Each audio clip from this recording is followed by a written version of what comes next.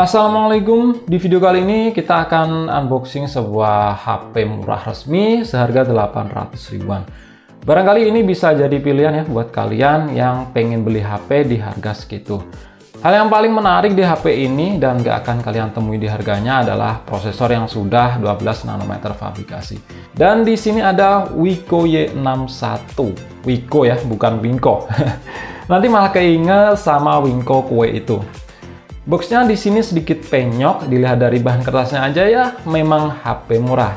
Tapi bisalah setidaknya dibagusin lagi. Di depan ada gambar si HP-nya beserta tulisan Wiko, terus di samping kiri ada tulisan Wiko Y61. Di samping kanan ada keterangan kalau dapat kartu perdana smartphone.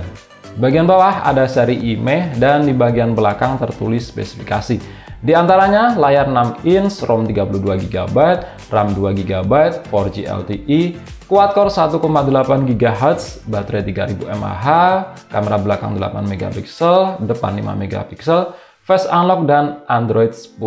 Dan di sini ada keterangan Google Assistant. Oke, langsung kita buka aja. Di dalamnya yang pertama ada si HP-nya. Terus bonus kartu perdana smartphone. Ada kertas bertuliskan Google Assistant yang di sini ada beberapa bahasa. Ada buku garansi, di sini udah tersebar luas di beberapa kota ya untuk service centernya, dan buku panduan. Kemudian ada kabel USB yang jelas masih bertipe micro.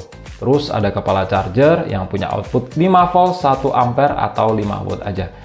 Dapat bonus screen protector dan itu aja ya. Nggak dapat silicone case ataupun earphone. Malu aja sih, karena ini HP murah. Dan kita lihat di HP-nya. Jadi keinget sama Infinix yang plastik menempel di layar itu berwarna. Kita kletek aja. Terus di bagian kamera juga ada. Dari segi desain saya akui bagus sih ya, meskipun ini full plastik, terutama di bagian casing belakang yang finishnya itu menyerupai kaca.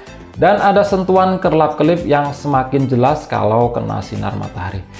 Jadi keinget back cover seperti ini di Wiko seri lama yaitu High-Wide series.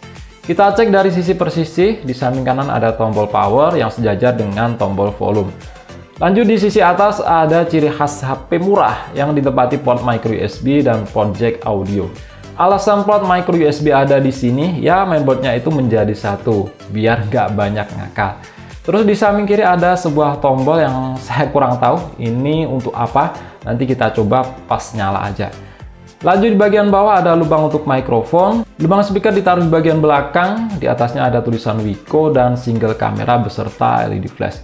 Oh ya, untuk back covernya ini bisa dibuka ya, pun begitu baterainya bisa dilepas. Kapasitasnya 3000 mAh. Terus di sini ada slot dual SIM dan slot micro SD yang memasangnya itu nggak harus cabut baterai. Dan di bagian depan ada layar 6 inch, kamera, lubang untuk earpiece, sensor-sensor, dan LED flash untuk kamera depan. Dan oke, ini sudah melewati setup wizard dan sudah saya install beberapa aplikasi tambahan. Layarnya ini masih pakai model lama tanpa notch dengan rasio 18:9. Dagu dan jidatnya ya standar aja, nggak bisa dibilang tebal untuk rasio seperti ini. Sebenarnya kalau untuk kualitas layar dari segi warna ini udah lumayan enak dilihat sih. Masih cukup tajam karena sudah IPS. Cuman di sini terlihat font dan ukuran icon menunya itu gede-gede. Rasanya resolusinya itu kecil banget. Untuk UI-nya pakai stok Android Go Edition yang di sini bersih dari aplikasi builder. Masih ada sih cuma 1-2 aja, tapi untungnya bisa dihapus. Kita cek di pengaturan. Ini dia Android-nya versi 10 dengan tingkat patch keamanan Android di 5 Juli 2020. Saat saya coba cek update pembaruan, masih belum dapat pembaruan lagi ya. RAM 2 GB memang lebih cocok dipakai Android Go seperti ini ya, karena UI-nya itu lebih ringan. Kita cek di aplikasi AIDA 64. Ini dia RAM-nya 2 GB. Terus untuk internal storage dari 32 GB yang bisa kita pakai sekitar 25 GB. Terbilang longgar karena Android Go memang sedikit makan sistem. Untuk CPU, Wiko Y61 ini pakai MediaTek Helio A20.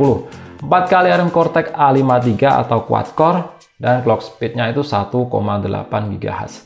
Fabrikasinya udah 12 nanometer, yang pasti bakal lebih dingin dan hemat baterai. Daripada HP harga sekelasnya, mentok-mentoknya masih 28 nanometer fabrikasi. MediaTek Helio A20 ini hasil downgrade dari MediaTek Helio A22.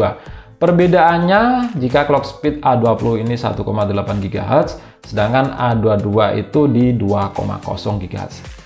Terus untuk layar, pantesan ini kelihatan burik karena resolusinya aja cuma 480 x 960 atau FBVGA+.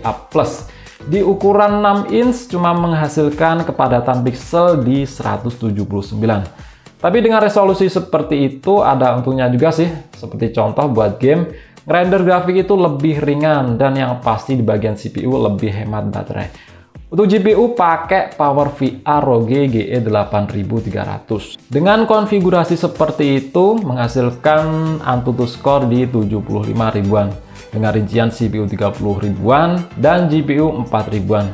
Nggak bisa berharap lebih sih di harga segitu untuk performa. Untuk multitouch mendukung cuma mentok di 2 titik sentuhan aja. Saya rasa ini kurang ya. Setidaknya standar itu ya 5. Nanti kita coba gimana responsivitasnya saat dites real drum dan main game. Terus untuk kelengkapan sensor ini udah lumayan. Masih ada sensor cahaya dan magnet. Memang untuk sensor gyro udah wajar ya kalau nggak ada di HP harga sekelasnya. Ini masih mendingan daripada brand sebelah yang pelit sensor. 2 jutaan aja nggak dikasih sensor cahaya. Kecaran otomatis cuma ngakalin pakai kamera depan.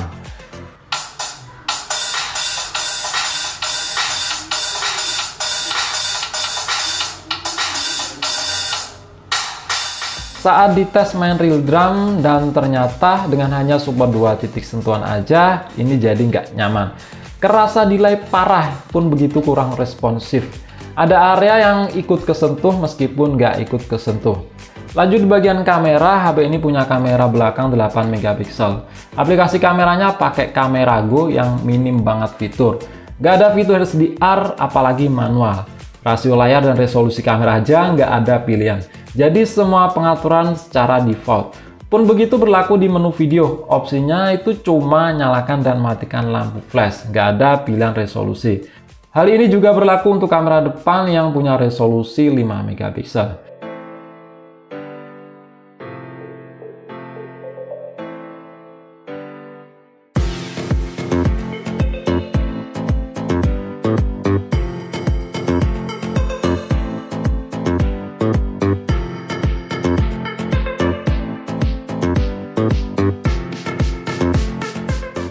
Oke, ini adalah hasil perekaman video kamera belakang dari Wiko Y61 yang setelah saya lihat di tentang video itu ternyata secara default mentoknya ya di resolusi HD aja, yaitu 720. Untuk hasilnya ya memang nggak bisa berharap lebih ya untuk HP harga 800 ribuan. Sedangkan ini adalah hasil perekaman video dari kamera depannya ya, yang ternyata itu bisa merekam sama aja dengan kamera belakang, yaitu di 720 atau HD. Untuk hasilnya kurang lebih seperti ini, silahkan kalian nilai. Ini lagi agak gak enak badan, lagi kena flu. Untuk main Mobile Legends, settingan defaultnya dapat di medium dan mantapnya di sini mode high frame rate-nya terbuka. Kita coba setting rata kanan, grafik high dengan mode HD dan high frame rate nyala. Dan ternyata HP ini lancar, FPS-nya itu stabil entah lagi jalan-jalan sendiri ataupun pas lagi war rame-rame. Gak pernah nemuin patah-patah, apalagi ada peringatan suruh matiin high frame rate. FPS turun pasti ada, tapi nggak yang sampai mengganggu. Dan ini sudah saya coba 3 match berturut-turut, aman-aman aja, suhu juga nggak panas. Tergolong adem, pakai jaringan data seluler mentok di 36 derajat Celcius. Pakai WiFi lebih adem lagi. Inilah keuntungan resolusi layar kecil yang hanya FBVGA Plus aja. Main game grafiknya itu lebih lancar.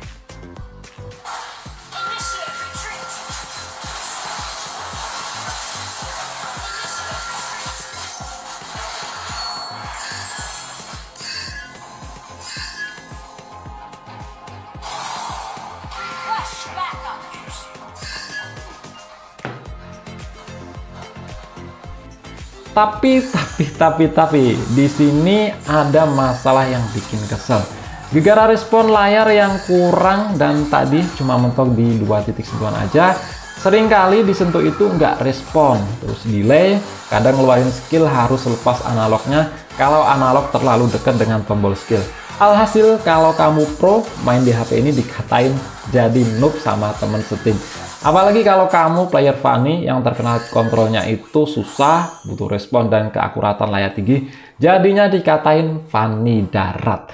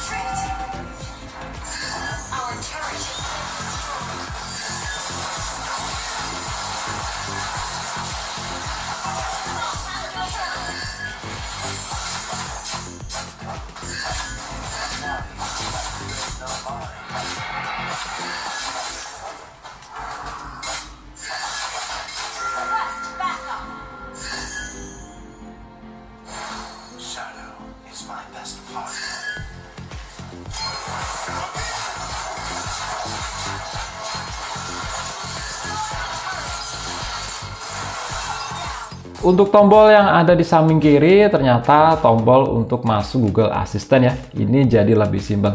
Terus kalau ada yang tanya HP ini punya LED notifikasi apa enggak? Jawabannya ada. HP ini cocoknya untuk apa dan siapa? Boleh dong kasih komentar.